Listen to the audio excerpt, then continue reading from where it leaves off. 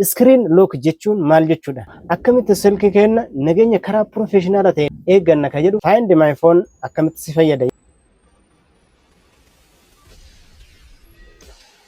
Assalaamu alaikum warahmatullahi wabarakatuh. Har'a viidiyoo ajaa'ibaa barnoota cimaa of keessaa qabu isiniif fideetiin dhufa. Viidiyoo kana keessatti wanti nuti barannu akkaataa nageenya bilbila keenyaa itti eeggannu.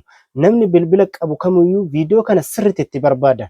Sababni isaa namni silkii ofii keessatti iccitii hedduu qabateetiin hin deema. Faayila, footoo, viidiyoo, maatii fi wanta silaa namni arguu hin qabne appilikeeshiniiwwan kan akka teelee birrii waan guddaa qabeenya guddaa silkii ofii keessatti qabatee deema waan ta'eef isa kana hayyama isaa malee namni tokko silkii isaa keessa seenee waan takka gochuu akka hin dandeenye nageenya cimaa ta'een silkii ofii eeggachuu isa barbaachisa.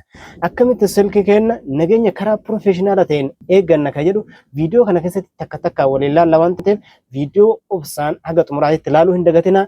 Namni immoo YouTube mana kanaaf haarawaa taatan subscribe godhaa, hiriyoota keessaniif share godhaa, nu faana bu'aa. Karaan tokkoffaan screen lockidha. Fuula screenii keessanii kana hidhachuudha. Screen lock jechuun maal jechuudha? Bilbilli keessan osoo hin banamin dura eenyummaa nama sanii mirkaneeffachuu jechuudha. Namni bilbilli yoo lock screenii hin qabaatin namni bilbila bira ga'e kamiyyuu banatee seenuu danda'a jechuudha. Lock screenii kana karaalee meeqan hidhachuu dandeenya? Karaan tokkoffaan karaa piiniti. Piinii yoo jennu lakkoofsa tokko haga afurii lakkoofsota garaagaraa jechuudha. Namni yeroo piiniidhaan afur keessan hidhattan lakkoofsota akka duwwaa duwwaa tokko tokko tokko lama sadii afurii fi wantoota akkanatti gabaabumatti namni kamiyyuu tilmaamuu danda'u itti galchuu hin qabdan. Karaan lammaffaa immoo paaswordidha. Paaswordii jechuun lakkoofsa fi qubee wal keessa makuudhaan akkaataa iskiriinii keenya ittiin hidhatanii jechuudha. Karaan sadaffaadhaa paatarniidha. Paatarniin sarara iskiriinii keenya irratti quba keenyan sararuudhaan boca garaagaraa itti uumnee silkii keenya ittiin hidhannu jechuudha. Karaan afuraffaadhaa karaa fees fuula keenya akkaataa itti banamu. Fuula nama biraa osoo hin taane fuula nama ati irratti galchitee san qofaan banamaa jechuudha. Karaan shanaffaa immoo karaa fingerprint yookaan immoo ishaaraa quba keenya fayyadamuudhaan ittiin banannu jechuudha. Kanneen keessaa karaa kamtu salphaadhaa, karaa kamtu sirriitti gorfama yoo jettan taate nageenya paaswordiitii fi fingerprintiin qafoo ofii hidhachuutu irra sirriitti filatamaadha. Yoo barbaaddan karaalee amma isinitti hime kana shananiinuu silkii keessan hidhachuu dandeettanii jechuudha.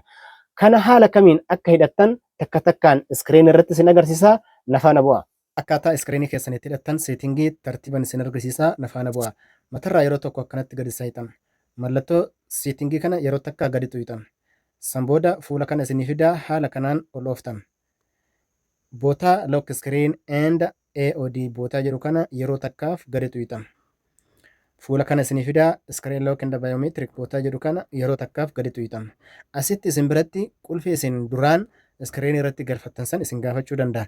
Yeroo isa isin gaafate itti galchitanii fuula kana isinii fidaa jechuudha. Asirratti wanni inni isiniin jechaa jiru jalqaba irratti akkaataan silkii ittiin hidhatan tokkoffaa karaa piiniitiin hidhachuu dandeettan. Piinii jechuun lakkoofsa tokko haga afuriitii fi sanii ol lakkoofsa bichaadhaan hidhachuu ni dandeettan. Lamaffaan immoo itu paaswordiidha. Paaswordii kana jechuun lakkoofsa fi qubee wal keessa naquudhaan akkaataa itti hidhatanii jechuudha. Sadaffaa irratti kan argamu kun paatarniidha. Paatarniin iskiriinii gubbaarratti sarara jiru jechuu qubaan akkanatti sassarartee iskiriinii kan kee akkaataa itti hidhatanii san jechuudha. Kan afuraffarra jiruu fi kan shanaffarra jiru kun iskiriinii eeguu hin danda'u.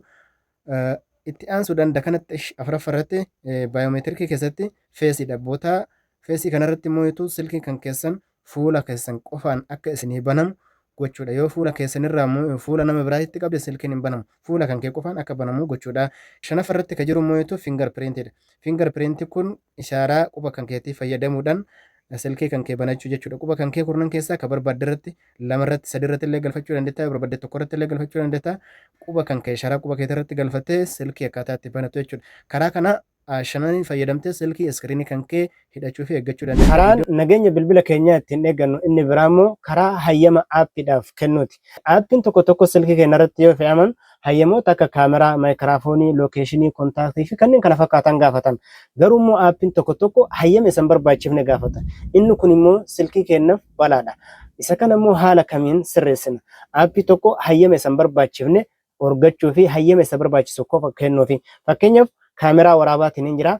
Kaameraan hayyama lookeeshinii yoo kana gaafa taate yoo barbaade argachuu danda'a jechuudha. Kaameraan lookeeshinaa wanta wal qabatu akka hin qabu. Kaameraaleen tokko tokko kaameraan hattuudha. hayyama lokeeshinaa gaafachuu danda'a jechuudha. Isa kana hoo haala kamiin eegganna? Aappii tokko hayyama kennuu fi dhorkachuu akkamitti akka dandeenyu waliin laalla. Silkii kana mataa gubbaarra yeroo tokko akkana gadi saayitanii mallattoo siitingii kana yeroo takkaaf gadi tuqxanii haala kanaan akkatti ol oofuudhaan bootaa aappii jedhu kana yeroo takkaaf gadi tuqxanii fuula kana isinii fida tuqaa sadiin kana yeroo takkaaf gadi tuqxanii barreeffama jalqaba irra dhufu sana gizee tokko gadi tuqxanii wantoonni as keessa jiran kunniin hayyama aappiidhaaf kennamu yoo barbaadde immoo dhorkachuu dandeettu jechuudha. As keessaa waan tokko fakkeenya fudhachuu dandeenya. Kaameraa yoo fakkeenya kan fudhannu taate aappileen kaameraa fayyadaman kam akka ta'ee fi aappileen kaameraa hayyama kaameraa dhorkaman kam akka ta'e as keessatti ilaaluu dandeenya. Fakkeenyaaf aappii tokko yoo ka fudhannu taate aappii miseejii kana keessa yoo ka seenu taate miseejiin hayyama kaameraa fayyadamuudhaa qabaa jechuudha. Kan lammaffaa kanarratti akkanatti yoo ka galchinu taate yeroo mana miseejii keessa seentu hayyama kaameraa si gaafata malee callisee hin fayyadamu. Isa sadaffaa kanarratti yoo ka tuqxu taate hayyama kaameraa fayyadamuu aappii miseejiidhaa orgatteetiin hin jirtaa jechuudha. Karaan nageenya bilbila keenyaa ittiin eeggannu keessaa inni biraa immoo Find My Phoneidha. Find My Phone akkamitti si fayyada yoo qabaatte bilbila kan kee namaa yoo kasi harka hatamu taate fagoo teettee maappii irratti bootaa bilbilli kan kee jiru arguu dandeetta. Silkii biraatiin faayila kan kee silkiin kan kee bakkuma inni jirutti faayila achi keessa jiru keessaa balleessu mana keessa bootaa wayii keettee yoo silkii ka dhabdu taate bilbila biraatitti fayyadamtee sagalee dhageessisiiftee silkii kan kee argachuu dandeetta jechuudha. Kana gochuudhaaf jalqaba siitingii Find My Phoneidhaa sirreeffachuu qabna. Isa gochuudhaaf yeroo jalqabaa matarra garsaa kudhan bootaa siitingii kana yeroo takkaaf gadi tuqxanii haala kanaan akkatti ol ooftanii bakka kana yeroo takkaaf gadi tuqxanii ammallee akkanatti ol oofuudhaan bootaa kana yeroo takkaaf gadi tuqxanii as keessa ammallee yeroo takkaaf gadi tuqxanii siitingii kana haala kanaan hin bantanii kanas haala kanaan itti aansuudhaan kanallee haala kanaan banuudhaan siitingii kana sadiin wal qixxeeffattanii tajaajila Find My Phone kana argachuu dandeettanii. Karaa nageenya bilbila keenyaa ittiin eeggannu karaan biraa immoo Aappilookiidha. Aappilooki jechuun bilbilli keessan banamee yeroo namatti kennameeyyuu aappii wanti iccitii keessanii keessa jiru addatti hidhachuu jechuudha. Aappilee akkam? Fakkeenyaaf aappii baankiidhaa, koomeershaal birri, teeleebirrii, waastaappii, teelegiraama fi kanneen kana fakkaatan aappilee wanti iccitii keessanii keessa jiru addatti hidhachuu jechuudha.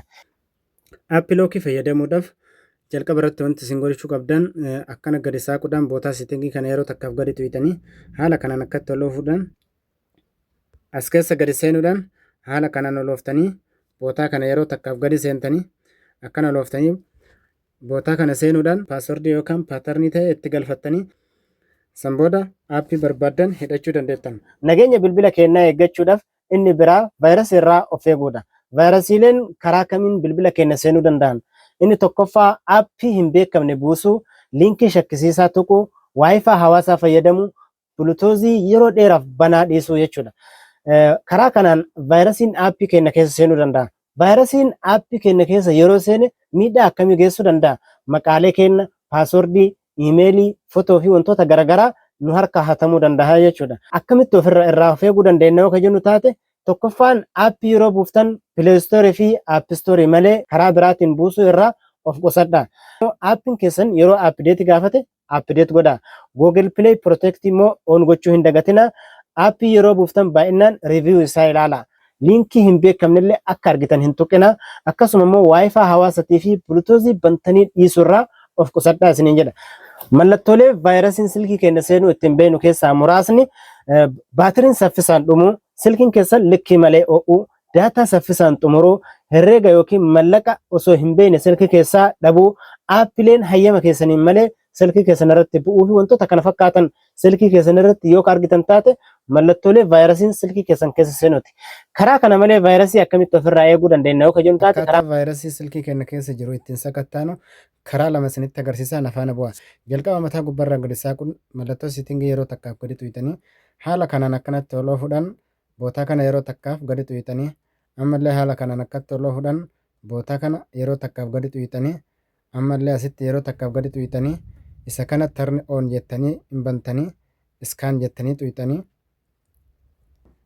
iskaan godhee haala kanaan kan isinii fidu taate vaayirasiin akka hin jirre agarsiisa. Lammaffaa irratti immoo Google Play Storeedha bootaa kana on gootanii haala kanaan inni kunillee iskaan godhee yeroo haala kanaan isinii fidu taanaan vaayirasiin akka hin jirre isin agarsiisa. Karaa siitingii kana lamaaniin vaayirasii silkii keessan keessa akka seenee fi akka hin seenne sakatta'uu dandeettanii isiniin jedha.